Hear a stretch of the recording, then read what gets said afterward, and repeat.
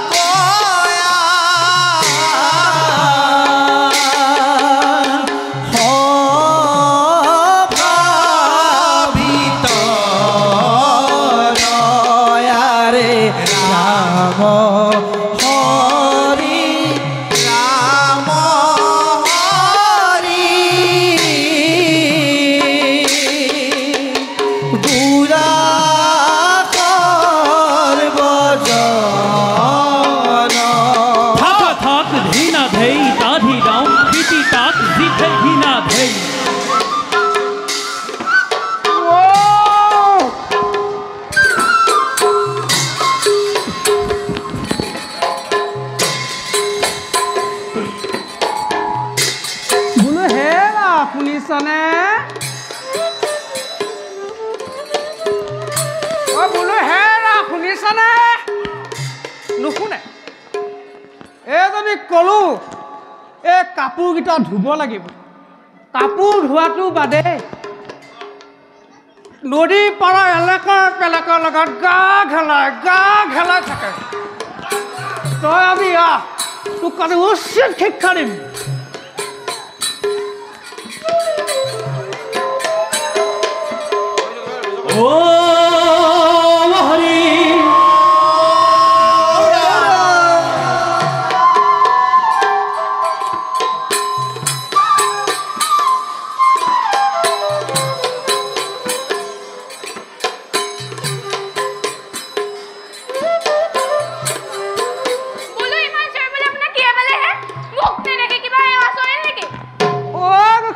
আহিলা আহিলো লাপ লাপকে মাৰিয়ে আছে তোক মই কি কৈছিলোঁ কাপোৰকেইটা ধুব লাগিব বাপেৰক চিনি পোৱা নাই একে খেৰাই ঘৰ পাবিগে কিনো কথা মাৰৰ পৰা কৈ থাকে আগতে মোৰ কথাটো শুনকচোন তোৰ কথাটো মই কি শুনিব লাগে তাৰমানে তই বাপেৰক অকৰা পাইছ তোক আজি কি কওঁ তই চা কি কয় ৰ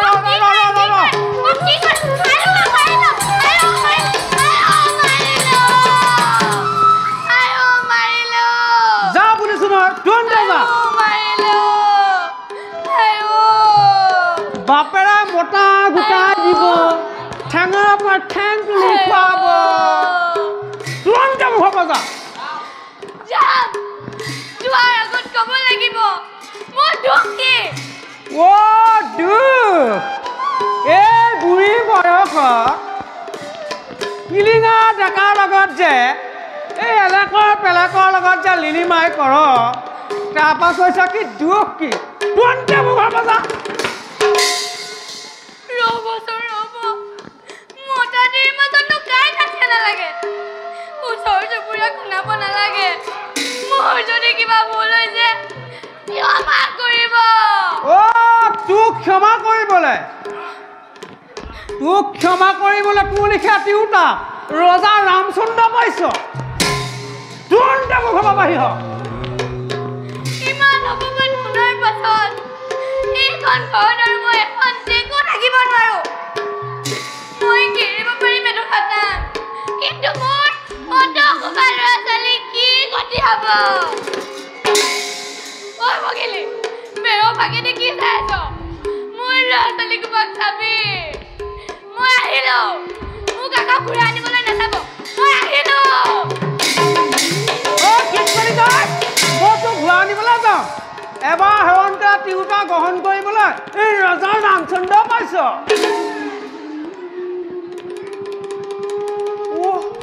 এদিন দেখোন সঁচাকেই গ'লগে শুনচোন কথাটো বৰ বেয়া হ'ল নেকি যাওঁ নদীতে কাপোৰকেইটা ধুই আনোগৈ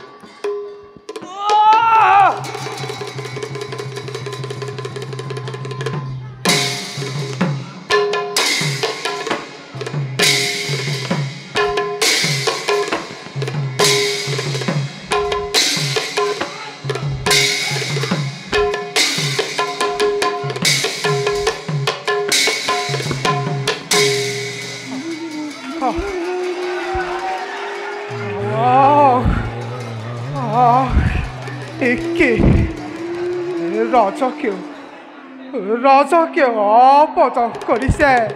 সীতাৰ চৰিত্ৰত কি শুনিলো মই এয়া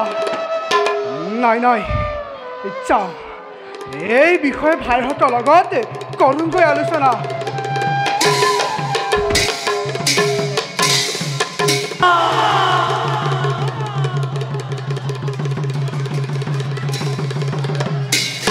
জয় কিষ্কিন্ধা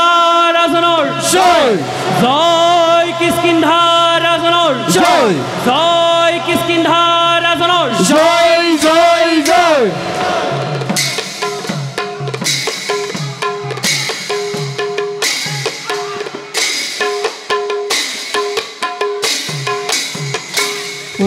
সভাত প্ৰৱেশ কৰে কিষ্কিন্ধা ৰাজন হৰিও কিষ্কিন্ধা ৰাজন সভাত প্ৰৱেশ কৰে কিষ্কিন্ধা ৰাজন হৰিও কিষ্কিন্ধা ৰাজন সংগে চলে কপিগণ দেখিতে শোভন হৰিও খুভন হিমতে পাইলা গয়া সভাৰ ভিতৰ হৰিও সভাৰ ভিতৰ ৰাম হৰি গোলা সৰ্বজন হৰিও গোলা সৰ্বজন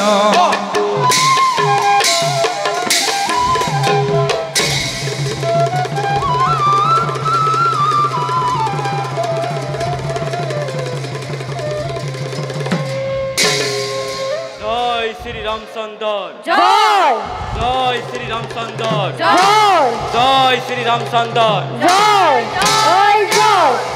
ভিক্ষরাজ আর কপি বীরগণ কবিরাজ জন্মালই বাঁদরীর গর্ভে ভাতৃ বালির ক্ষমে শাসন কৰিছিল কিষ্কিন্ধাৰ ৰাজ্য কালৰ কুটিল গতিত আৰোহণ কৰিছো এই কিষ্কিন্ধাৰ ৰাজসিংহাসন বাৰু কোৱাচোন কুশলে আছেনে কিষ্কিন্ধাৰ কপি প্ৰজাগণ কৰিছেনে সকলে নিতে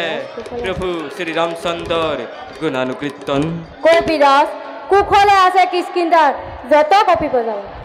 সকলোৱে কৰিছে প্ৰভু ৰামচন্দ্ৰৰ গুণানুকীৰ্তন মহাৰাজ ডুমডুমি মায়া মন্ত্ৰ আদি কৰি কপিকুলৰ সকলো শত্ৰু হৈছে নিপা অন্য হাতে দুষ্টক দমন আৰু সন্তক পালন কৰি প্ৰভু শ্ৰী ৰামচন্দ্ৰৰ ধৰাত কৰিছে স্থাপন কপি বীৰগণ শুনি সুখী হলো তোমালোকৰ এনে উচ্চকিত বাণী বাৰু কোৱাচোন বাচাংগত আছে নেকি কিবা নতুন সংবাদ পুৰা পাৰিছো জানিব মই দূতৰ মুখেৰে মহামণি বৈশিষ্ট্যৰ পৰামৰ্শ মতে প্ৰভু ৰামচন্দ্ৰই অযোধ্যাত আয়োজন কৰিছে যজ্ঞ অশ্বমেধ স্বৰ্ণক্ষিতা নিৰ্মাণ কৰি এই মহাযজ্ঞ কৰিব সূচনা ই অতি আনন্দৰ বতৰা আমাৰ বাবে প্ৰভু ৰামচন্দ্ৰৰ লীলত পুনৰবাৰ নিজকে সমৰ্পিত কৰি ধন্য কৰিম এই সুগ্ৰীৱৰ জীৱন কপি বীৰগণ কবিৰাজ ভাতৃবধৰ শোকে আজিও মোক দহে আহৰ সেয়েহে শুনা তোমালোকে মোৰ সংকল্প মনত কবিৰাজ পশু জীৱনৰ সৰহকাল আয়ুষত পৰা কৰিলো আহাৰ নিদ্ৰা আৰু মৌথনাৰ বাবে সেয়েহে কিষ্কিন্ধাৰ ৰাজমুকুট অৰ্পণ কৰি বাচা অংগদৰ ক্ষীৰত যাওঁ মই অযোধ্যাৰ নগৰী আপোনাৰ অবিহনে এই বিশাল কিষ্কিন্ধা কিবা দৰে সুৰা মই কৰিম শাসন নাই নাই নালাগে মোক কিষ্কিন্ধাৰ ৰাজসিংহাসন নালাগে মোক স্বৰ্ণকটিত ৰাজকৃতি আপোনাৰ শিৰ আপোনাৰ আজ্ঞাবাহী হৈ কটাম অংগদৰ অৱশিষ্ট জীৱন অবু নহবি বাচা এই দায়িত্ব তই পালন কৰিবই লাগিব মোক তই নিৰাশ নকৰিবি বাচা কুমাৰাংগদ তোমাৰ দৰে বীৰে এই কিষ্কিন্ধাৰ যজ্ঞ কৰিব সেয়ে কবিৰাজৰ আদেশ আশীৰ্বাদ বুলি নতকিৰে গ্ৰহণ কৰা নাই নাই মহাবীৰে নোৱাৰিম পালিব মই কিষ্কিন্ধাৰ সুৰাৰ অৱতৰ মানি তই পাৰিবই লাগিব ৰাৱণ বিজয় বালিৰ সুযোগ্য পুত্ৰ তই এই দায়িত্ব তই পালন কৰিবই লাগিব